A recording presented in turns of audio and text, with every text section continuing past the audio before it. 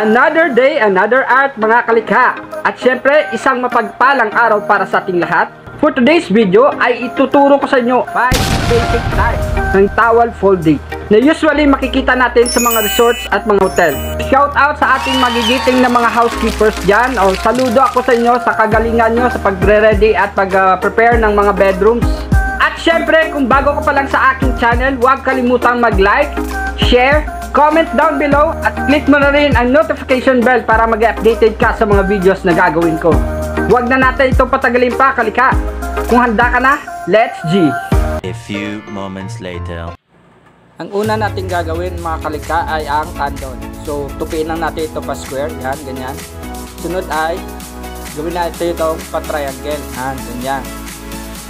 Next ay, tupiin natin ito ng mga 3/4 ng kanyang size. Then, balik na rin. Katapos nyan, i-roll natin ng mahigpit. Then, patayuin at yung dulo i-pasok natin sa itaas. Yan, ganyan lang kasimple guys.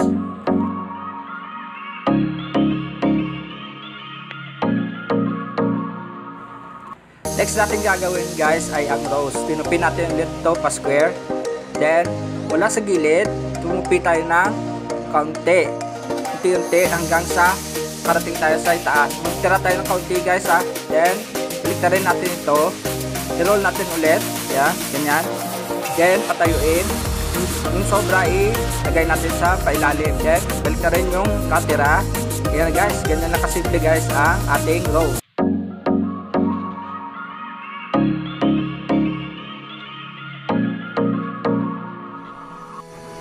Sunod na gagawin natin mga kalikha ay ang heart.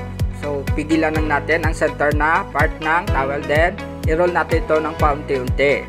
Magkabilaan yan guys ha. Huwag natin ubusin kasi ito ay magkukurbada tayo sa taas na part. Yan, ganyan. Para mag-courting heart siya guys. Yan, ganyan. Nakasimple guys ang paggawa ng heart na towel.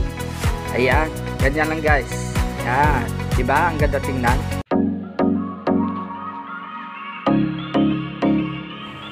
Sunod natin gagawin guys ay ang lutos na bulaklak. Ayan, natin sa gitna. Then, nag-triangle formation tayo ng 4 sa gitna. Pagtapos nyan, i-press natin sa itaas at sa ibaba. Tapos balik na rin. Pagtapos nyan guys, another naman tayo triangle nga 4 sa gitna. Then, pagkatapos nyan guys, kunin natin yung ilalim na part na ginawa natin sa baliktaran nya. Yan, ganyan na kasimple guys ang paggawa ng lutos na bulaklak. Ayan.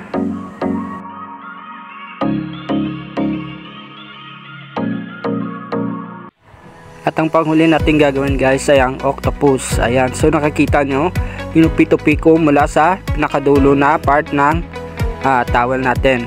Paunti-unti, baliktaran yan guys hanggang sa itaas. So magtitira tayo ng konting part dyan sa taas na part. Yan, ganyan. Then, kunin ang center, then itayo.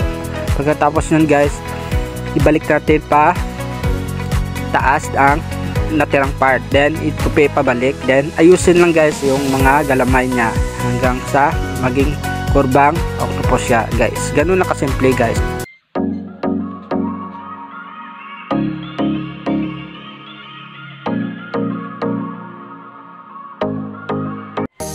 At yan na guys, ang 5 klase ng mga towel folding na naituro ko ngayon sa araw na ito. Sana isuportahan niyo pa ang mga susunod kong mga videos.